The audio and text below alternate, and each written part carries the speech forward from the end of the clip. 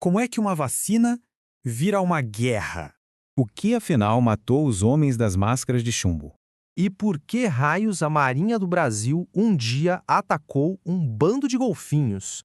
Esse canal revela coisas sobre o Brasil, então vem comigo. Olha.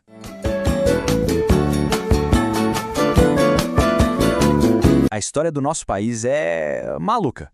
Cheia de momentos bizarros, uns mistérios que ninguém resolveu até hoje e uns eventos que, sério, parecem pura ficção. Bora desvendar juntos os episódios mais estranhos e fascinantes da nossa história. Beleza, vamos mergulhar de cabeça nisso. Primeira parada, Rio de Janeiro, ano de 1904. Pensa num barril de pólvora prestes a explodir. A cidade estava assim. Epidemia de varíola, febre amarela, peste bubônica, gente morrendo aos milhares. E para piorar, o governo inventa uma reforma urbana super agressiva, o tal do bota abaixo, que saía demolindo a casa da galera mais pobre sem dar nenhuma alternativa. A tensão, assim, dava para cortar com uma faca.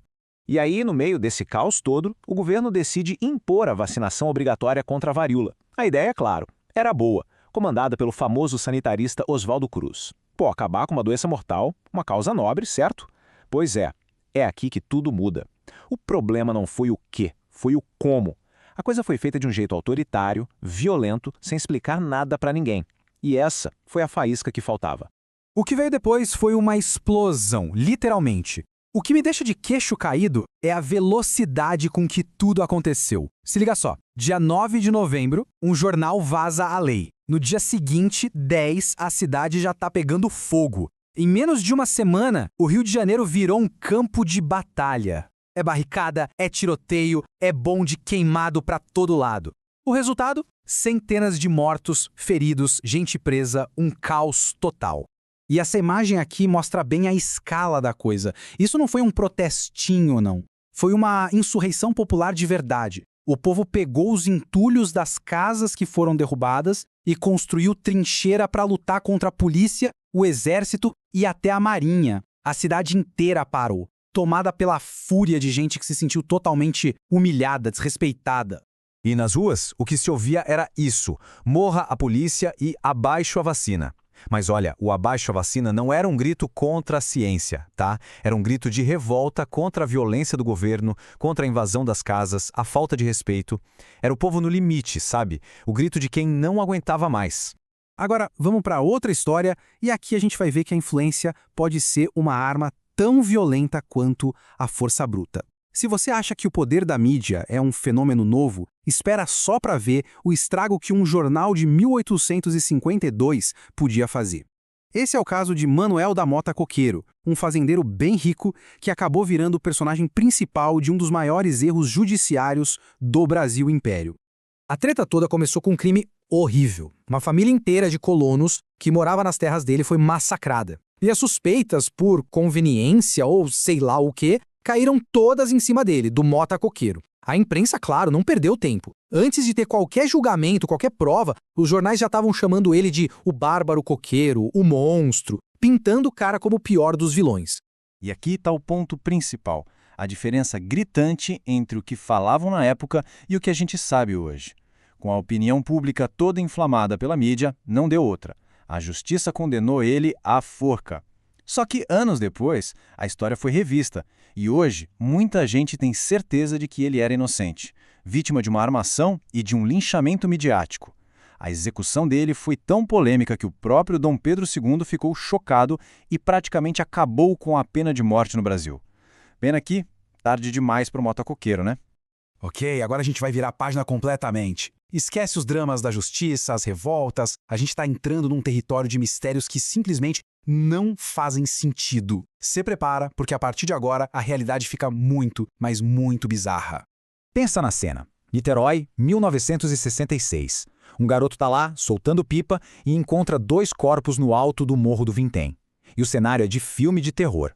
Os 2 caras, Miguel e Manuel, deitadinhos lado a lado, vestidos com sobretudos impecáveis. E o detalhe mais esquisito de todos, totalmente sem explicação: os 2 usavam máscaras de chumbo, daquelas de proteção contra radiação. E do lado dos corpos, acharam um bilhete com umas instruções muito loucas: ingerir cápsula, proteger metais, aguardar sinal máscara. O que isso quer dizer? A autópsia não achou nada, nem veneno, nem sinal de briga. Eles simplesmente morreram. Que cápsulas eram essas? Que sinal eles estavam esperando? O mistério só aumenta. E a coisa fica mais esquisita ainda. Várias pessoas disseram que viram um objeto voador não identificado, um OVNI, em cima do morro bem na noite das mortes. O caso ficou famoso no mundo todo. Chamou a atenção até de um pesquisador super conceituado, o Jacques Vallée, que tinha ligação com a NASA. E os fatos bizarros não param. Por dias, nenhum bicho chegou perto dos corpos. E por anos, não nasceu mais nenhuma planta no lugar exato onde eles estavam. É como se tivesse uma energia estranha ali, sabe? E já que o assunto é OVNI, vamos pegar esse gancho e ir lá para o meio da Amazônia. Ano de 1977. Uma onda de pânico total tomou conta de várias cidadezinhas no Pará. O pessoal que morava na beira do rio estava apavorado com umas luzes misteriosas que apareciam no céu e que pareciam ter más intenções. O fenômeno ganhou o apelido de chupa-chupa. E os relatos, olha, são de arrepiar. Luzes que perseguiam as pessoas, os barcos, que soltavam os raios que paralisavam e queimavam a pele. Muita gente dizia que sentia uma fraqueza absurda depois, como se a energia vital delas tivesse sido sugada. O pânico era tanto que a galera passava a noite acordada, fazendo fogueira, soltando rojão, qualquer coisa para tentar espantar as luzes. E imagina o medo que essa gente passou. Se você quer conhecer o Brasil como em nenhum outro lugar, se inscreve aqui. É sério, a gente vai continuar desvendando essas histórias incríveis e você não vai querer ficar de fora. A situação lá no Pará ficou tão, mas tão séria que as Forças Armadas tiveram que se meter. E é aí que surge a Operação Prato. Sim, isso mesmo que você ouviu. A Força Aérea Brasileira, a FAB, montou uma operação militar oficial com o nome e tudo para investigar o chupa-chupa e os avistamentos de OVNIs. E isso não é teoria da conspiração, gente. Tá tudo nos documentos oficiais que a própria FAB liberou. A grande pergunta é, o que será que eles descobriram, hein? Para fechar, vamos mudar o tom de novo. A gente já viu Fúria Popular, Erro da Justiça, Mistério do Além. Agora vamos para algo que prova que, às vezes, o nosso maior inimigo é a nossa própria confusão. E o resultado é simplesmente hilário. Apresento a vocês a Batalha das Tuninhas. Fim da Primeira Guerra Mundial, 1918. Um navio da Marinha do Brasil está lá patrulhando a costa da Europa. De repente, no meio da noite, os vigias gritam: submarino alemão, alerta geral, todo mundo em posição, fogo. Depois de uma batalha intensa, a ameaça foi eliminada. Só tinha um pequeno detalhe. O tal submarino inimigo era um bando de tuninhas, ou botos, que foram dizimados. É isso mesmo, a Marinha do Brasil entrou em guerra contra golfinhos e perdeu para a própria confusão. Então, vamos recapitular essa nossa viagem maluca de hoje. A gente viu uma revolta urbana explodir por causa de uma vacina, viu um erro judicial trágico movido pela imprensa, mergulhou fundo em mistérios com máscaras de chumbo e luzes na Amazônia e fechou com puro suco do inacreditável. A Marinha batalhando contra golfinhos. Fala sério, que país é esse? A conclusão é a seguinte: a história oficial, aquela dos livros da escola, geralmente não conta essas coisas. Mas são justamente esses episódios que mostram o quanto o nosso país é contraditório, cheio de medos, de crenças, o quanto ele é complexo. A história do Brasil é muito mais estranha e, justamente por isso, mais fascinante do que a gente imagina. E para terminar, fica a reflexão que amarra tudo isso que a gente viu hoje. O Brasil pode ser uma maravilha que nem todos conseguem ver. A gente precisa olhar para essas histórias e, além do óbvio, para começar a entender de verdade a alma desse lugar onde a gente vive.